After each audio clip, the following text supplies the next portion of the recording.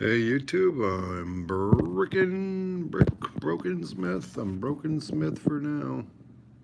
Trying to get this thing up so I can just stand here and I don't have to work at it. So I'll wait till anybody shows up or anybody cares.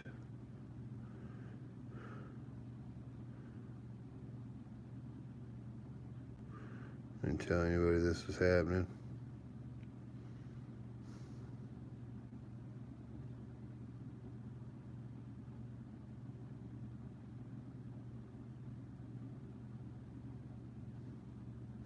Howie, what's going on, man? It's good to see you, brother.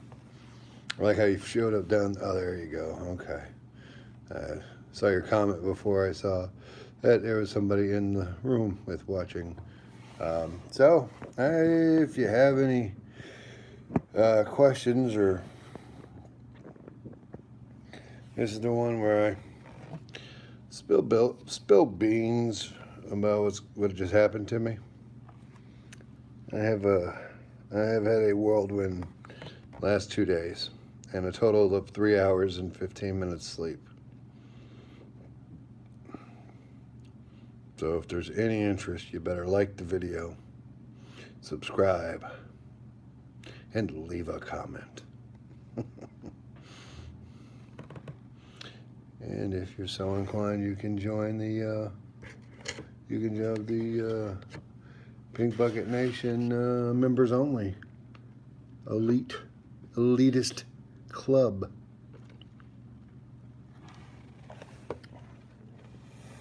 Somebody dropped as soon as I said that.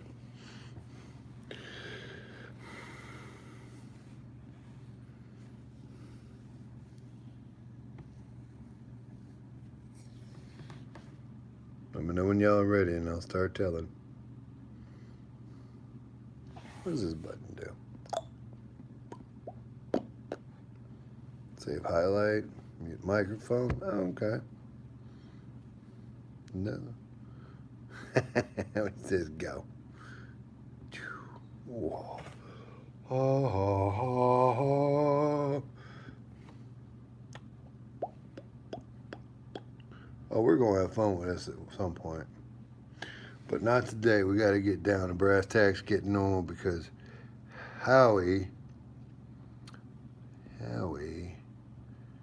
said so. By the way, thank you for whoever gave me that like. That was much appreciated. No, I don't want to end the stream. God. Now I got this stupid. Oh, there they go. So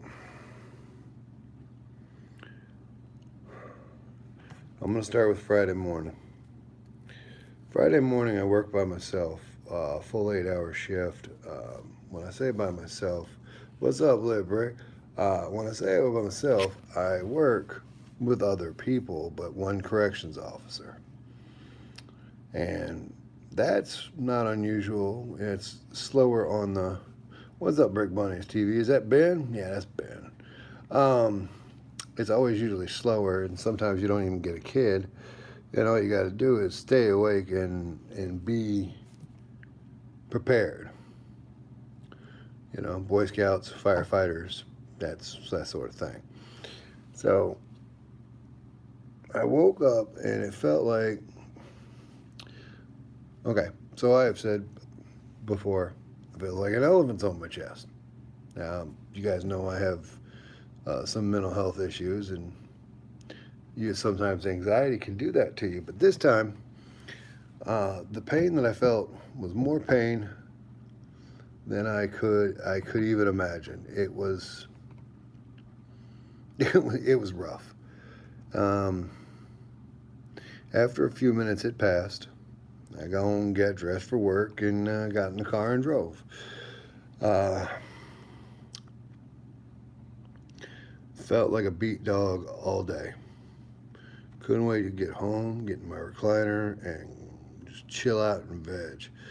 I didn't even feel like sorting Brick Jam's Lego.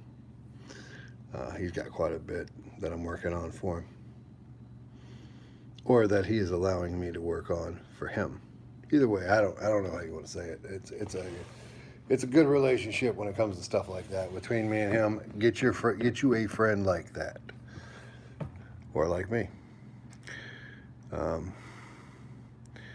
So as the night progressed, I was getting a little lightheaded, had a bit of a headache. I was bumping into stuff when I would walk by it. And then I was like, man, I think I might have a fever.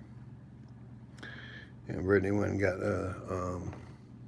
the thing I can't ever remember what it's called. Thermometer. And I tried it, and it was 99.1 or something like that. Baba Bricks. Now, I know we're talking about what happened to me this weekend, but we have to go back 7 years. Now, that's what I thought. Or no, I didn't think it was that. I thought it was COVID. But the fever, it was like I hadn't had a fever in 7 years. When the last time I had a fever, I had a punctured large intestine with infection. It was caused by diverticulitis, and if you don't know what that is, it is pockets that form by eating junk food, and it's also set for usually older people, average 55 or 65 years old, and that's usually who gets it. So 7 years ago, that's 35. So I got that, but it was the fact that I had a fever, and I went to the hospital, and it was at 99 then, and it was 100. It was 100 this time, and I was like, last time we had a scare, we went to the ER, and a COVID scare. Emily was running a low-grade temperature, and I was like, check her. And they're like, she got any symptoms? I'm like, fever? And they're like, we're not going to check her. Take her to CVS, which is a pharmacy around here. And I was like, well, that's shitty, but okay. So we took her on to the CVS, and I got tested. She got tested. We were both negative. And then, so I was very, very apprehensive about getting in that line, even though at the hospital, the ER, on Friday night, I was like, they're just going to turn me away and tell me to go to CVS tomorrow. So I told Brittany, I says, you mind making me an appointment for CVS? What's up, Hawk Studios, man? It's good to see you, man. Glad you made it. And Brittany, of course, being the loving wife she is, she always, hey, dude, Jude, she always does the things that I need her to do in a timely manner. And Brittany is probably the solely responsible for keeping me alive. So the next day came. I felt a lot better. No temperature. Checked it all day. Love you too, dude, Jude. And checked it all day. And then when we got close to, about 5:36, I started noticing a bump. We kept going up a little bit by little bit. Oh, also, backstory. Myself, and my sister, and some other people in the family, our average temperature is in about 97.6, 96.6. We don't run at 98. So when we hit 99 and we weigh 100, it's like you guys hitting 102, 103. It's kind of dangerous for us. We know there's a problem. So I'm hell-bent and determined I got COVID. They test it. They do the rapid test and they do the slow one. They before I left the ER, the COVID test came back. It was negative. But before it came back, they took some blood and tested the enzymes in it for potential heart stuff. When I say heart stuff, it's loosely. She said, saying heart attack. Yeah, this is a live stream, Ralph. I just figured I'd tell what the hell's going on with me. I got enough morphine in me to where I feel good about it. So, um, thanks, man. So yeah, story time. I'm sorry. So she, she said, "Okay, Mr. Smith, this is one of three things that's going on with you." She says, "You have either got, I'm working on it, man. I'm gonna stay strong." She says, "You either have um, COVID-induced blood clots in your lungs, your kidneys are shutting down, or you've had a heart attack. We're not sure which one yet, but we're going to rule them out one by one." Okay, so CAT scan and blah blah blah other stuff. I don't even know. It was a blur. It was about 11 o'clock at night. I was nah, not feeling it.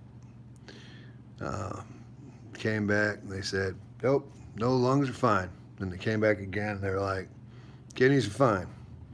And then they took more blood to test the heart again. And they said, "All right, well, we're admitting you to the hospital." And I said, "Well, okay." So at this point, I was completely aware that I did not have COVID and I had a heart attack. I could not remember. Backstory to this and why it wasn't so difficult for me to believe that is that my father has had numerous heart attacks and did not know he had had them. So I get admitted in the hospital. They do all their prep work. And then I go and they're heading out and I go to the restroom. And I've been having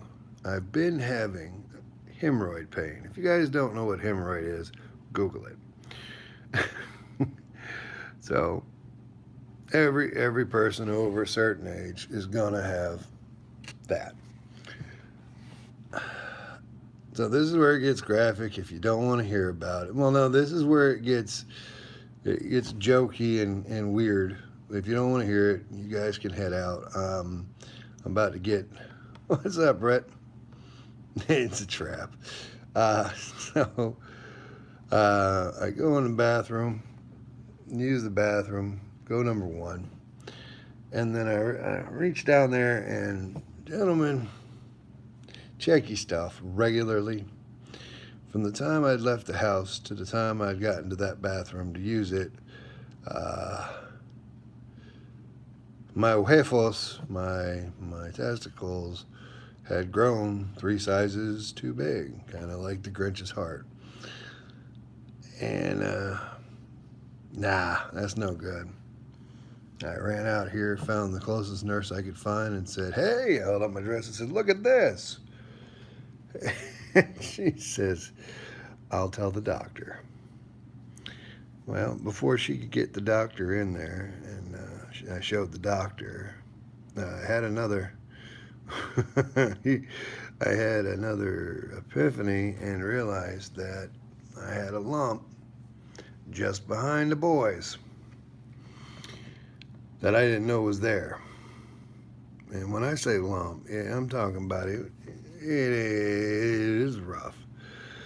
So I told her again, "Hey, Bama Bricks, what's going on?" Yeah.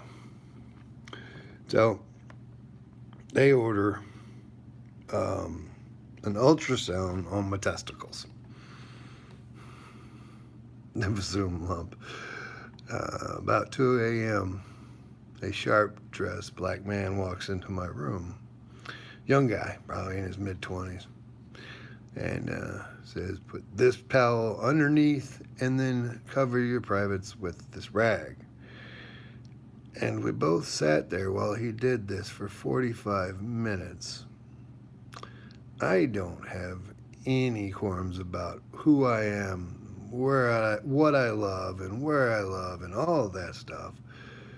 But you ain't never seen two more awkward men at that moment. And I guess, that happens. So they did that, and I didn't get any results. They didn't tell me what that was. I don't know why I would ever had to have done that. Uh, so the next day, which is today, the nurse, my morning nurse, just, I don't think I have a pint of blood left in my body. Just saying. She took it here, she took it there, she got the big bottles, she got the other bottles, she did the other bottles. Also, just as a sidebar, even though all of my tests but one with the heart came back negative, they decided that they're definitely going to have to do an ultrasound on my heart. If you've ever had one of those, some of the ultrasound people get a little bit antsy. As a sharp blank doesn't make him a doctor. He just wanted to check out what. Check it out. What did he say? Ah, gosh. I forget how to bring it back up. Anyway, it was poignant, Ralph. I enjoyed that. So they're going to still, after they've decided that I don't have anything wrong with my heart, I'm still carrying this around, which is a portable EKG machine. Or I think, I don't even know. Don't quote me. They should have smaller ones by now. So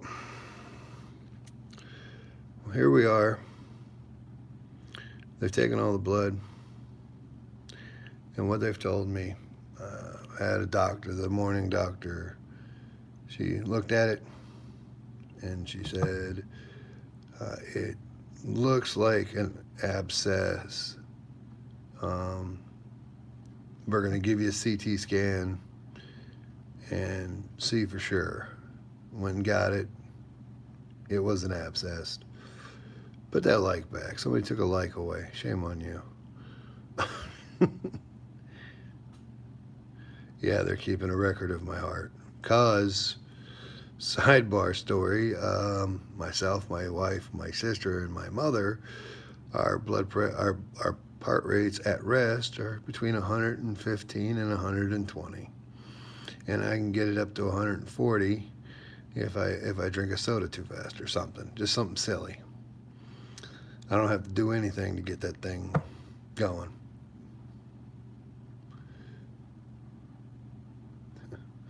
Yeah, I think they are keeping up with it with that little machine. So I have several different nurses and doctor coming in and telling me things that are freaking me out a little bit and making me please do, Bama, thank you, and just stressing me out all the way around. I've heard, so they said that with the swelling and stuff, that the poison, I don't know what, they had a word for it. I don't know what the word is, but it is spreading through my bloodstream now. Blood poisoning? I don't know. I'm not a doctor. And then they also said that, yeah, you're going to have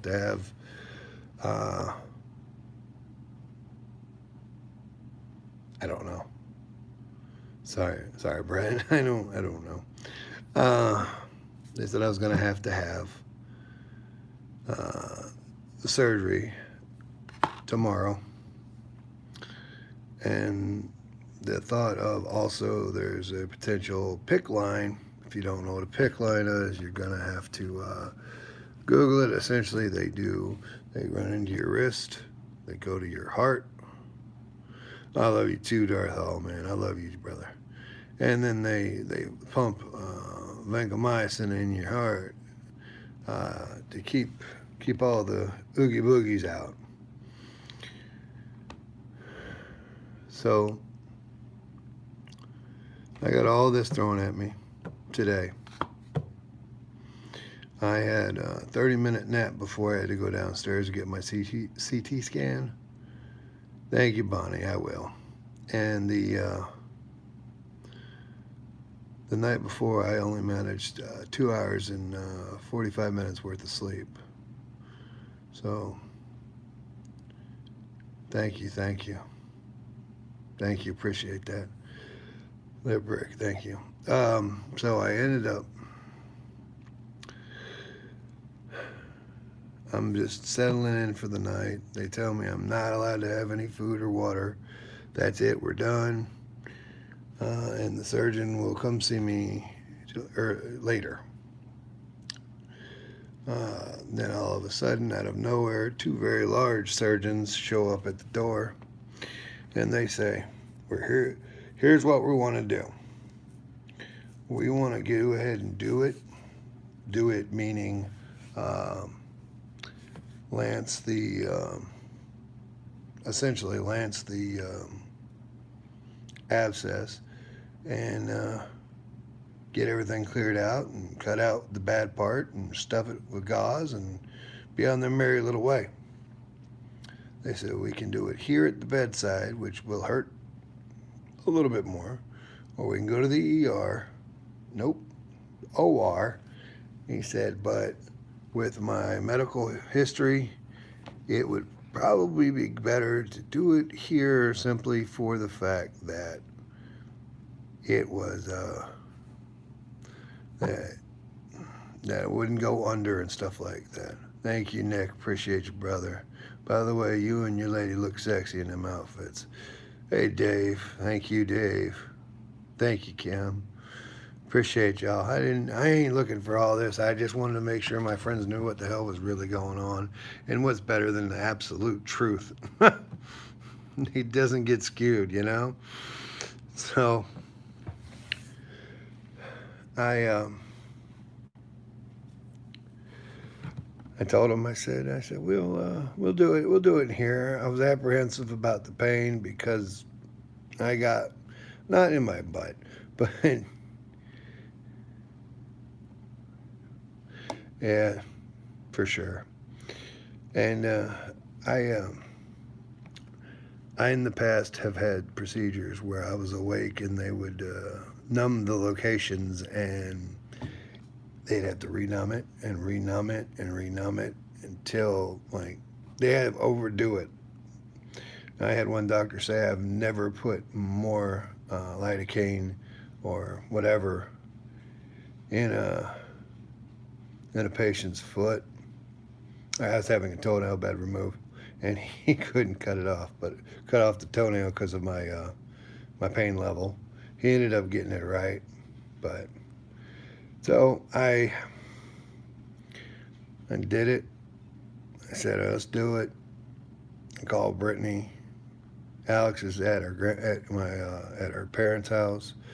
They were gracious enough to watch him for us at a moment's notice, and Mom has to call in and shit tomorrow, but not Alex's mom, Grandma, sorry, has to call in tomorrow because the other set of grandparents are sick. Oh, I'm not going into any of the detail of the actual process. The doctors told me it was a procedure, not a surgery. I was under the impression it was a surgery due to the fact that they said surgeons are going to talk to you. Thank you. I need it. So we did the procedure. They nuked me with some morphine and such, and I've been just sitting on the edge of the bed since it happened. Brittany went home because they're not going to let her stay here. Ate me a turkey sandwich and drank me a couple of ginger ales. Talked to Brick Jams for an hour. Talked to some other friends. Talked to some family.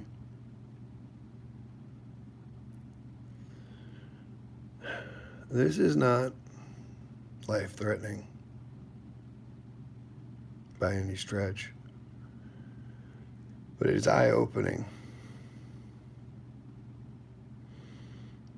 my bad habits as a diabetic brought this on. Had it been unchecked, it would have been life-threatening. Had I waited a week, it would have been what's called Fournier's gangrene. And the mortality rate, I think, is 1 out of every 25 men, or even more. I don't know. Was it 1 out of 25 survives, I think. I don't know what it is. You guys can look it up. Put it in the comments. I don't care. It's bad. It's bad. So, and the doctor told me, if you hadn't gotten checked, this is where that was where you were going to be. I don't know.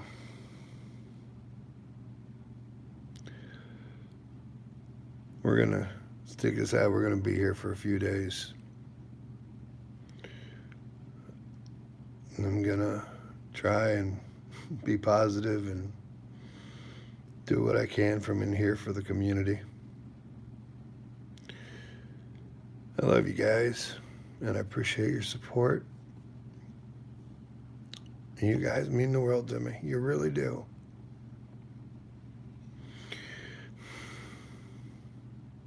All right. I'm going to go. If you guys have any questions, you can just leave them in the comments, DM me, or whatever. I appreciate you guys hanging out and listening. I'm Brick Smith. Remember, you got to love those bricks. Bye, everybody.